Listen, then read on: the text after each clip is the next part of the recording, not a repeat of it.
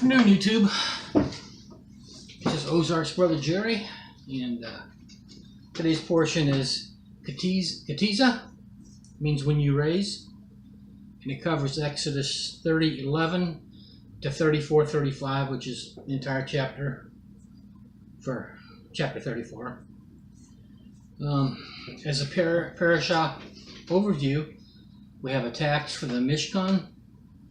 We have the brass basin. We have the formula of how to make oil and the formula of how to make incense.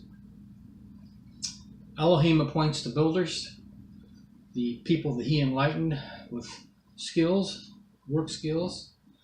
We have rest on the seventh day, the Sabbath. We have the golden calf incident. Elohim gives the orders to march. We have the new tablets, 10 Commandments that Moshe had broke the first two. And finally, Elohim makes a new covenant with his people. So I'd like to just give you something to chew on. And I just, I should work harder at things. But I chew on this, for a week out of the year, right? And we go on to the next parsha. But it's about the tabernacle that's without the camp. So after the golden calf incident, Moshe sets up the tabernacle outside the camp. So to that end, I want to read Exodus 32:35 through 33:11.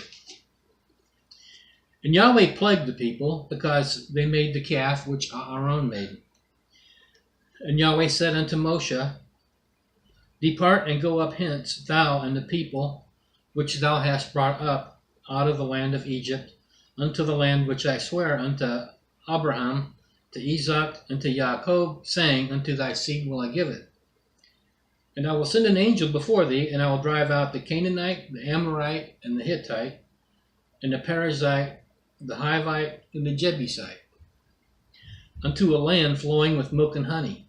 For I will not go up in the midst of thee, for thou art a stiff-necked people, lest I consume thee in the way. When the people heard these evil tidings, they mourned, and no man did put on him his ornaments.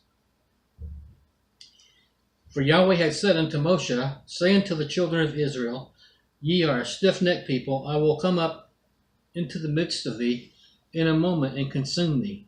Therefore now put off thy ornaments from thee, that I may know what to do unto thee. And the children of Israel stripped themselves of their ornaments by the Mount Horeb. And Moshe took the tabernacle and pitched it without the camp, outside the camp, afar off from the camp, and called it the tabernacle of the congregation. And it came to pass that everyone which sought Yahweh went out unto the tabernacle of the congregation, which was without the camp. And it came to pass when Moshe went out unto the tabernacle, that all the people rose up and stood, every man at his tent door, and looked after Moshe until he was gone into the tabernacle. And it came to pass, as Moshe entered into the tabernacle, the cloudy pillar descended and stood at the door of the tabernacle, and Yahweh talked with Moshe. And all the people saw the cloudy pillar stand at the tabernacle door. And all the people rose up and worshipped, every man in his tent door. And Yahweh spake unto Moshe face to face, as a man speaketh unto his friend. And he turned again into the camp, but his servant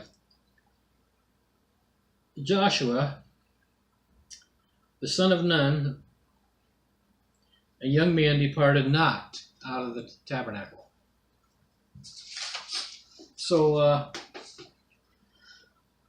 there's a line of thought that's interesting to think about and chew on, that the tabernacle without the camp is a picture of Ephraim and dispersion. Ephraim is outside of the land, outside of Israel, and this tabernacle was without the camp.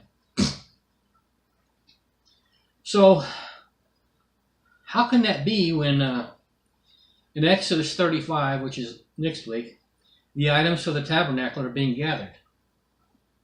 So what is this tabernacle that's in chapter 33? Well, it's I believe it's one of two things. It's either a lesser tabernacle, which, as I understand, they would have had before the big tabernacle that Moshe had built from the pattern he saw on the mount. They would have had a tabernacle, anyhow, a lesser one. But or some people feel that the chapters aren't necessarily in chronological order. I personally opt for the first one, that it was a lesser tabernacle. So, and I looked, and I can't, maybe I'm just missed it, but I don't see where this tabernacle was brought back into the camp. But so if this line of thought that I mentioned, that it's Ephraim in dispersion, and are there other parallels? And as with the definition of Hebrew words, one thing can have a number of meanings. So I'm not saying the only meaning is of the camp. The people were polluted. That's why he put that's the most apparent reason for putting it out of the camp. But so anyhow, are there any other parallels? So any parallels to the camp, the tabernacle being outside the camp, and Ephraim being outside Israel. So, one parallel is Moshe's tabernacle got there by the sin of the golden calf. And Ephraim went into dispersion from sin. If you remember, Rehoboam, Solomon's son, wouldn't reduce the taxes. So Jeroboam took 11 tribes with him, and this became Israel or Ephraim. And of course, all of Benjamin came back with Judah, or a portion of it. I don't know the answer to that, but a portion of it certainly did. Paul was Benjamin, right? So another parallel, Joshua stayed in the temple, like I read, and that's a not so subtle hint. Joshua means Jehovah is our salvation. Well, and there is no J in the Hebrew alphabet. His name was either Yeshua or Yoshua. They both come from the same words. And that's from my etymological dictionary of modern English.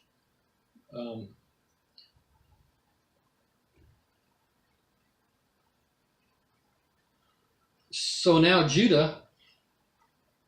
Judah have to leave the camp or the old covenant to find Yeshua? And this is rhetorical. I questioned it before. So when did the tabernacle come back into the camp?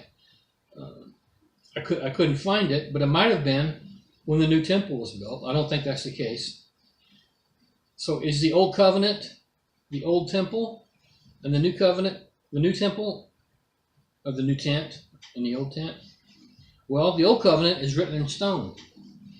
The new covenant is written in our hearts. Jeremiah 31, 33, and 34. But this shall be the covenant that I will make with the house of Israel. After those days, saith Yahweh, I will put my law in their inward parts, and write it in their hearts, and will be their Elohim, and they shall be my people. And they shall teach no more, every man his neighbor, and every man his brother, saying, Know Yahweh, for they shall all know me, from the least of them unto the greatest of them, saith Yahweh. For I will forgive their iniquity, and I will remember their sin no more. The old temple was animal skins and shittim wood. The new temple is inside of us. John 2:19 through 21. Yeshua answered and said unto them, Destroy this temple, and in 3 days I will raise it up. Then said the Yehudim, 46 years was this temple in building, and wilt thou rear it up in 3 days? But he spake of the temple of his body. So, does the tabernacle come back into the camp when the tribes are reunited and all are worshiping the Messiah? Because it's up to us, it's up to Ephraim now to make the Yehudim jealous when we start when we start observing the laws of the Most High. And it's my understanding at no time in history, except now, have there been a large numbers of people voluntarily returning to the law of Moshe. So, but back to that end of when the tribes are united. That's Ezekiel 37:19. Say unto them, Thus saith Adonai, Behold, I will take the stick of Joseph, which is in the hand of Ephraim, and the tribes of Israel, his fellows, and will put them with him, even with the stick of Yehudah, and make them one stick, and they shall be one in mine hand. So, of course, and this is all predicated on the two-house theory, right? A lot of people don't like that. I don't see how they can't see that, but so I won't drag this on, but I just wanted to give you something out of the ordinary. You know, I never heard this in the Christian church to chew on. This whole concept intrigues me, and I hope I made some sense and it's of interest to you. So thanks for listening. We'll see you next week.